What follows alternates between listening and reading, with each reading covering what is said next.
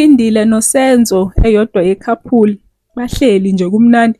Lapho uLotuzana ubhuti wakhe, ubhuti kaPhindile uSakhile lapha kuba uyamfuna yena uchile kusile la nendoda yakhe. Bese siyabona-ke enye isini like umndeni wakaLungelo nje uhleli wonke.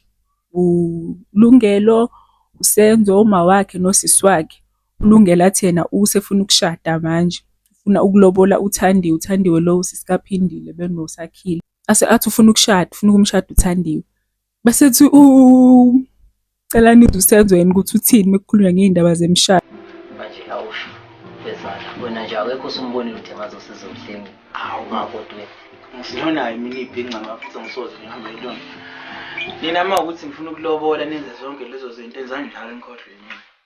Kanti uPhindile ubapopolile embobeni uyabezwa wadinwa mfana wadinwa.